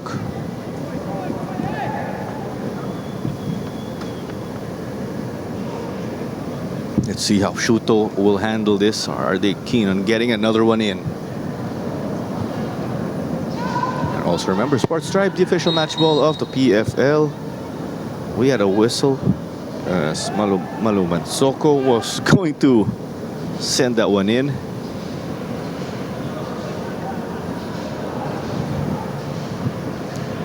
Quite a year for Philippine football. There's the Asian Cup, of course, for the women's national team.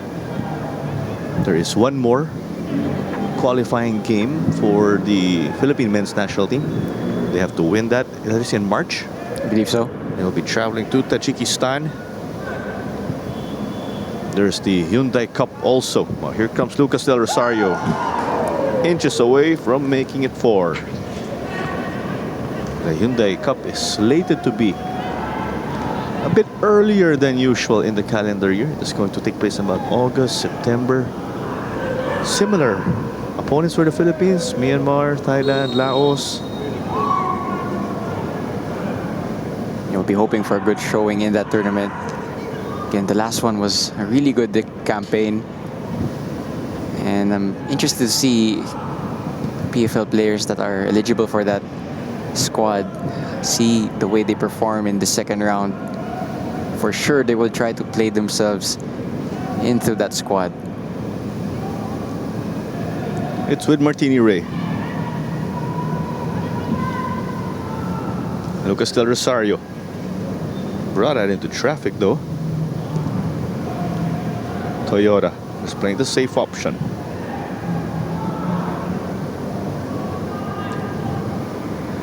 He put in Joven Bidik in situations like these. Not this situation that I was referring to, but in situations where you want to at least keep the game under control and preserve a scoreline. Yeah, and Clar, you said the word control, and for the second half, that's been the key word of this Kaya performance. Absolutely dominating this game. I had no idea what Park Jae-yeon was trying to do. Tried to give Joven a stare down. Failed. Joven Bidik having none of it. Probably the last player you'd intimidate in the PFL. There's one more player in my mind, actually. I forgot who. We were mentioning him also. Not Malu Manzoka, but from the previous game. Here they come. A chance for consolation. There you go. 3-1. Too little, too late, though, but they get a goal. A great goal from Harin de Gracia. And we marked him as... Sorry, I believe that's Kintaro Miyagi. Mistook the 24 for 27. Great goal from him. Cuts inside. Oh no, that is Harin de Gracia. My apologies, but great goal nonetheless. Unfortunately, nothing's gonna change the scoreline at this point. He does it off a side overload and charges forward. Classic thing that he would do actually with Tuloy. That's right. Goal for Maharlika FC. Lucas Del Rosario Player number 27. couldn't go through. Harin de Gracia. There's the consolation for Maharlika, and they spoiled the clean sheet of the defending champions who are looking to make it a 4-peat. Yeah, if there's any small silver lining from this match, it's that goal from De Gracia. And he performed well also against the gig. Definitely a good player. I recall something with Maharlika. As they try to take it now once more, they missed though, inches off. That would have brought the game alive actually. If Cho Ho-hyuk got the score, he would have put the game within striking distance. Yeah, probably the loudest we've heard from the Maharlika dugout in the second half. Even in the grandstand. Yeah, just speaking on Harin de Gracia, another good product of the Tuloy program. You could see his intelligence there when he took that goal.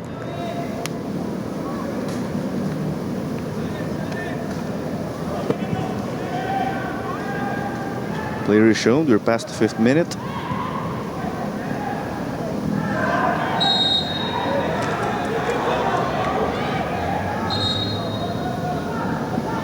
Maharlika taking the chances that they have.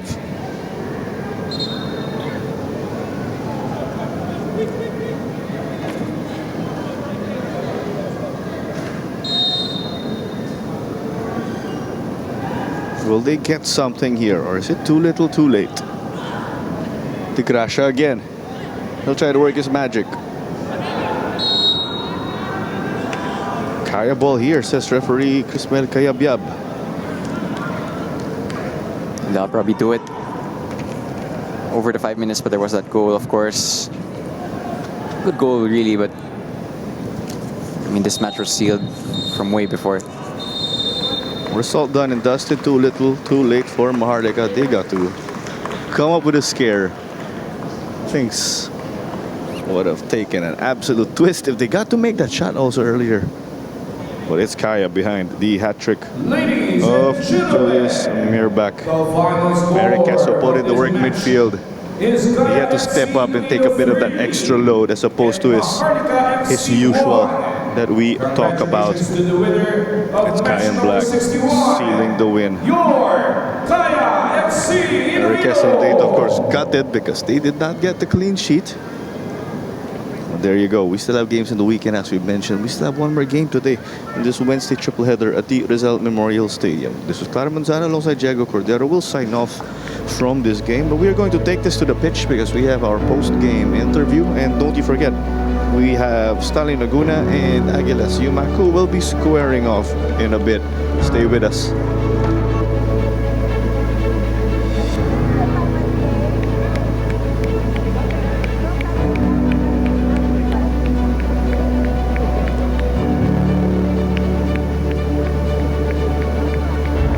Ladies and gentlemen, please stand by for our last matchup in our Wednesday triple header. It will be between Aguilas Yumac FC and Stallion Laguna FC. Kickoff is at around 8:30 in the evening.